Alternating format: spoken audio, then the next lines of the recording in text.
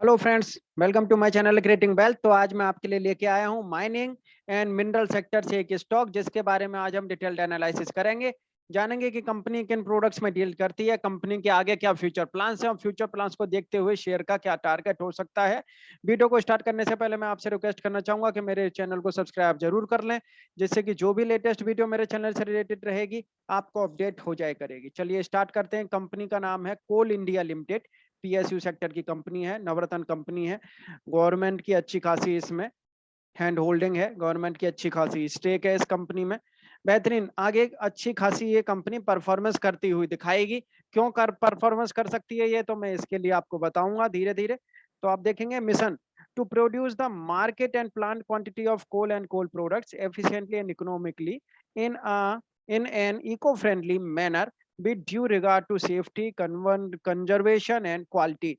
तो हर चीज को, हर पैरामीटर को रखते हुए, कंजर्वेशन, सेफ्टी एंड क्वालिटी को रखते हुए ये कंपनी इको फ्रेंडली एक एरिया बनाना चाह रही है। और धीरे धीरे कोल एंड कोल प्रोडक्ट्स में जिस तरीके से आगे जरूरत पड़ेगी और जिनका आगे अच्छा खासा इन्होंने बिल्कुल उसको अच्छी तरीके से प्लान कर रखा है, उनकी जो क्वांटिटी है उसको प्रोड्यूस करना और उसकी मार्केटिंग करना। बेहतरीन कंपनी। आप देखेंगे इनकी सब्सिडरी काफी अच्छी है, Bharat coking, central coal field, eastern coal field, Mahanadi coal field, northern coal field, south eastern coal field, western coal field. बेहतरीन company and central mine planning and designing institute limited. आगे ये कंपनी किस तरीके से और बेहतर हो सकती है उसके बारे में मैं आपको बिल्कुल प्रकाश डालूंगा इस कंपनी के आगे इस वीडियो में। प्रोडक्ट क्या क्या बनाती है? कोकिंग कोल बनाती है, जिसका स्टील मेकिंग के लिए एंड मेटलर्जिकल इंडस्ट्री में काफी अच्छा खासा यूज होता है। एंड हार्ड कोक मैन्युफैक्चरिंग के लिए अच्छा खासा यूज होता है। सेमी कोकिंग कोल भी बनाती है, जिसका स्टील मेकिंग के लिए यूज होता है। तो सबसे ज्यादा जो है मेटल इंडस्ट्री के लिए एंड पावर इंडस्ट्री के लिए प्रोडक्ट बनाते हैं। जिस तरीके से आप देख रहे होंगे इस समय मेटल इंडस्ट्री हमारी बहुत अच्छी परफॉर्म कर रही है, और पावर सेक्टर में भी आगे आने वाले टाइम में काफी अच्छा खासा परफॉर्मेंस देखने को मिलेगा, जब धीरे धीरे मार्केट हमारी बूस्ट करेगी। इलेक्ट्रिक व्हीकल्स जब मार्केट में उतरते हुए नजर आएंगे आने वाले 5-10 साल में, काफी इलेक्ट्रिक व्हीकल्स हमारी इंडियन मार्केट में आने वाले टाइम में होंगे। तो ये कंपनीज अच्छा खासा परफॉर्मेंस दिखाएंगी आगे। एंड नॉन कोकिंग कोल भी बना रही है, जिसका पावर जनरेशन के लिए यूज होता है, और जिसका cement, fertiliser, glass, ceramic, paper, chemical and brick manufacturing में भी जिसका यूज होता है फॉर अदर हीटिंग पर्पजेस के लिए। वॉश्ड एंड बेनिफिकेटेड कोल भी बना रही है, जिसका यूज होता है hard Coke for steel making, and washed non Coke जिसका यूज होता है पावर जनरेशन के लिए, एंड बेनिफिकेटेड नॉन कोकिंग कोल इसका यूज होता है cement, sponge iron and other industrial plants में। तो फ्रेंड्स आप देखेंगे काफी अच्छे खासे सेक्टर हैं जिनमें इनका ये जो प्रोडक्ट हैं वो यूज होते हैं। एंड मिडलिंग्स आप देखेंगे इसका जो यूज होता है पावर जनरेशन में होता है। एंड आप देखेंगे तो domestic fuel plants, brick manufacturing unit, cement plants, industrial plants में भी इसका यूज होता है। Rejects are the product of cone beneficiation process after separation of cleans and middlings as a fraction of feed raw coal। And साथ के साथ Coke and LTC Coke भी बना रही है, जिसका यूज होता है furnace of clings and industrial units में। एंड डोमेस्टिक भी यूज होता है, जो हलवाई करते हैं होटल में जिसका यूज होता है वो ये कोक एंड एलटीसी कोक जो होता है, जो बिल्कुल स्मोकलेस होता है, एनवायरमेंट फ्रेंडली प्रोडक्ट है। बेहतरीन प्रोडक्ट है इनका। And coal fines and coke fines, तो जिसका जो यूज होता है वो इंडस्ट्रियल फर्नेस में होता है डोमेस्टिक पर्पजेस के लिए। तार, heavy oil, light oil, soft pitch, ये भी कंपनी प्रोडक्ट बना रही है, जिनका जो यूज होता है बॉयलर्स में होता है, जो इंडस्ट्रियल प्लांट्स में जो लगे रहते हैं बॉयलर्स, बड़े बड़े जो बॉयलर्स होते हैं फर्नेसेस में, बॉयलर्स में होता है। एंड पावर हाउसेस में भी उनका यूज होता है। ऑयल, डाइज, फार्मास्यूटिकल इंडस्ट्रीज में भी उनका अच्छा खासा यूज होता है। तो आप देख सकते हैं करीब करीब 8 से 10 टाइप की जो इंडस्ट्रीज हैं, 8 से 10 टाइप की जो इंडस्ट्रीज हैं, उनमें इनकी जो प्रोडक्ट है उनका यूज होता है। देखेंगे आप पावर सेक्टर में होता है, मेटल और मेटल सेक्टर में होता है, फार्मास्यूटिकल इंडस्ट्रीज के लिए भी यूज होता है, इंडस्ट्रियल प्लांट्स में भी इसका यूज होता है, हलवाई भी यूज करते हैं। एंड साथ के साथ आप देखेंगे सीमेंट प्लांट हैं, एंड स्पंज आयरन प्लांट हैं, पेपर प्लांट हैं, ग्लास फर्टिलाइजर, केमिकल प्लांट हैं, ब्रिक मैन्युफैक्चरिंग में भी यूज होता है। तो आप देखेंगे हर तरीके से ये कंपनी कहीं ना कहीं जुड़ी हुई है इंडस्ट्रीज से। और आगे इसका किस तरीके से प्रोग्रेस चार्ट रहेगा उसके बारे में मैं आपकी अब नजर डालूंगा। आप देखेंगे कि आगे की किस तरीके से प्रोग्रेस कर सकती है। Improved coal based generation in adding to optimism on Coal India, strong demand जो आ रही है एंड राइजिंग जो हो रही है इस समय पे, जो steel market, aluminium, cement and other bode well for coal demand and realisation. तो आने वाले टाइम में कोल इंडिया के लिए ये काफी अच्छी खासी परफॉर्मेंस दिखाता हुआ नजर आएगा। ये जो डिमांड जो जनरेट हो रही है इस समय पे स्टील सेक्टर में, एल्यूमिनियम सेक्टर में, सीमेंट में, तो इस तरीके से क्या है कि इन सेक्टर्स में अगर डिमांड आएगी तो कोल इंडिया में भी अच्छी खासी डिमांड आने वाले टाइम में आती हुई दिखेगी।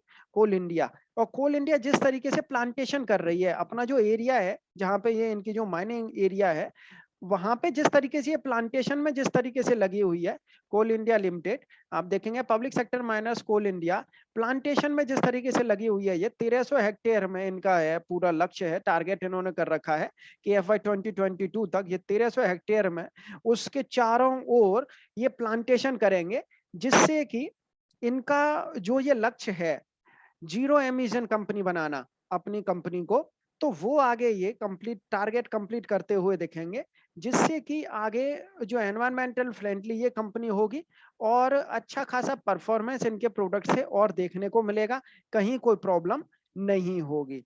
तो फ्रेंड्स, जिस तरीके से कंपनी ग्रीन कवर करना चाह रही है अपने सारे के सारे माइनिंग एरिया को, देखेंगे आप 739 हेक्टेयर का है जिसको ये पूरा का पूरा ग्रीन करना चाह रही है, तो आने वाले टाइम में ये कंपनी आप देखेंगे, so the current physical target of covering 1300 hectare is likely to put the company into the zero carbon emission.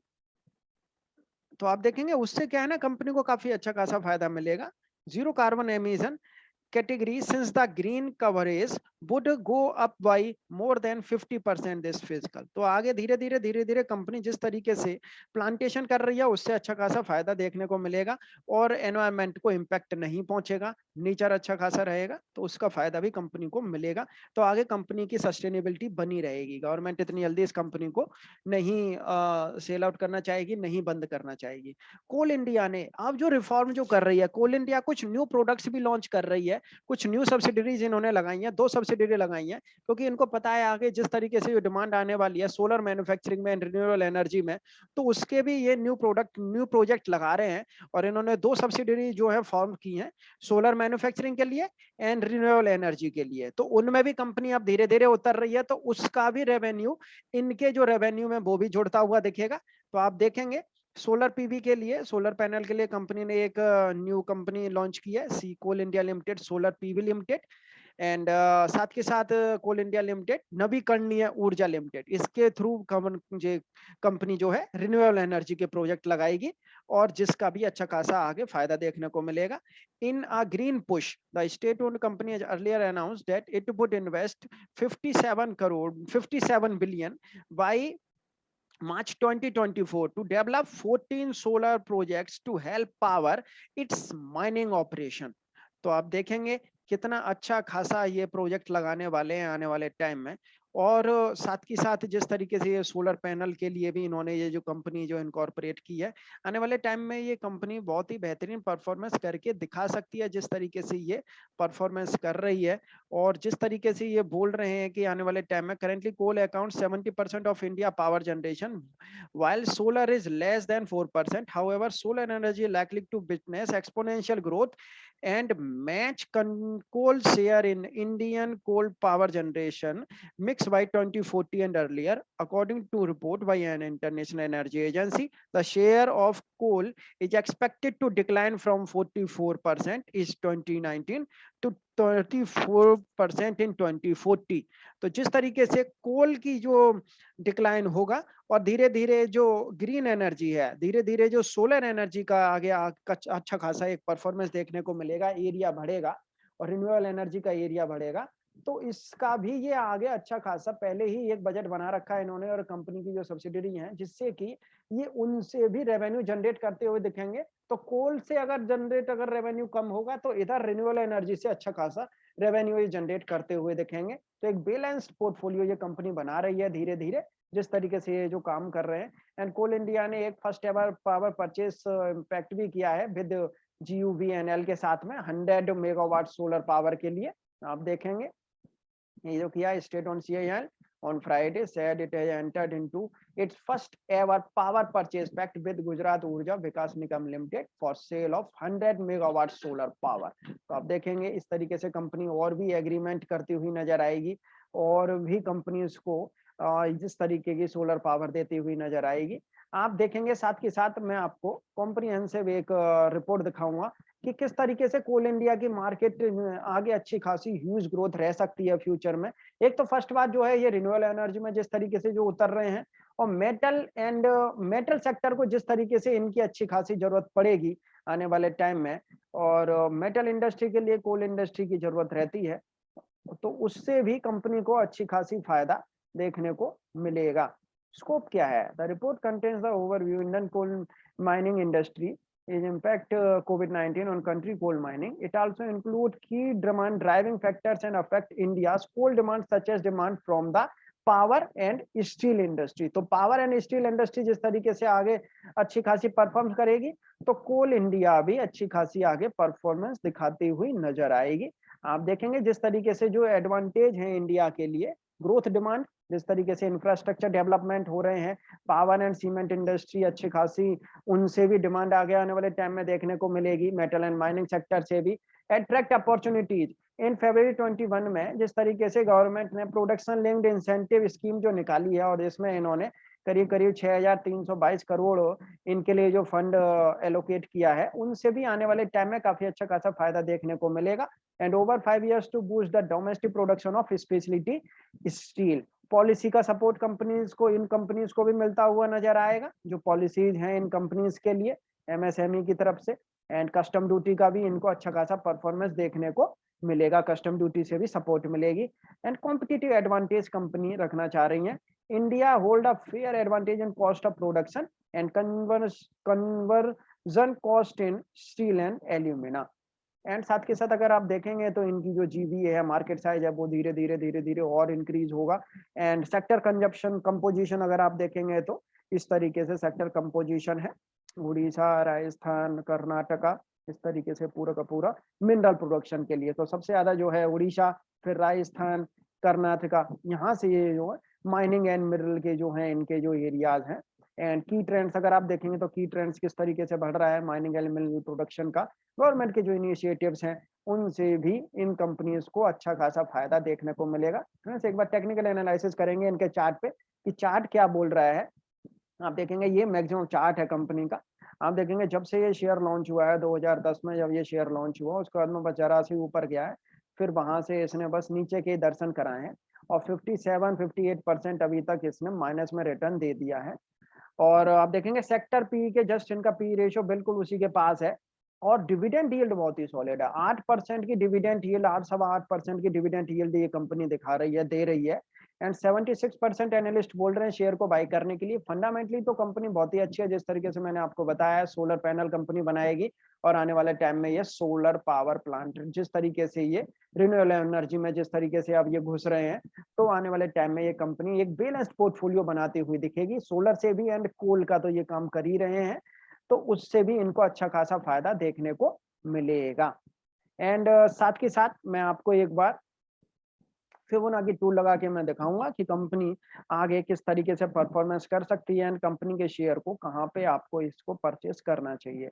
ये शेयर का लाइफ टाइम का हाई है, इस हाई को अगर आप देखेंगे और यहाँ से, और ये उसके बाद में शेयर ने लो लगाया है। आप देखेंगे शेयर काफी टाइम से अपना देखेंगे तो 1 जुलाई 2019 से ये शेयर अपने बिल्कुल माइनस ट्रेंड में ही चल रहा है और अभी आप देखेंगे तो ये अपने बियरिश ट्रेंड में ही है। ये बियरिश ट्रेंड से बुलिश ट्रेंड में लॉन्ग टर्म के लिए तो बहुत दूरी इसको तय करनी पड़ेगी। 325-330 रुपए के ऊपर निकलेगा जब कहीं जाके ये अपने बुलिश ट्रेंड में आएगा लॉन्ग टर्म के हिसाब से। तो मैं आपको जस्ट शॉर्ट टर्म का एक बार दिखाना चाहूंगा कि शॉर्ट टर्म के चार्ट पे ये कंपनी किस तरीके से परफॉर्मेंस कर रही है। आप देखेंगे जब ड्यू टू कोरोना जब ये शेयर यहाँ पे बिल्कुल जस्ट धड़ाम हो गए थे, ये गिर गए थे, वहां से इसने ये कंसोलिडेशन यहीं के यहीं कर रही है। इसने ये वाला हाई अभी तक टच किया ही नहीं है जो 218-230 रुपए का है। तो मैं आपको जस्ट शॉर्ट टर्म के लिए एक बार चार्ट दिखाना चाहूंगा। ये चार्ट पे अगर आप देखेंगे तो मैं आपको यहाँ पे ये जो अपनी इसने जो रिसेंटली जो हाई लगाया था, ये हाई लगाया है इसने फरवरी में, जिस समय पे वो जो बजट हुआ था, बजट के टाइम पे इसने ये लगाया है हाई। वहां से मैं जस्ट आपको दिखाना चाहूंगा कि ये शेयर यहाँ से बुलिश ट्रेंड में अभी लौटा है या नहीं।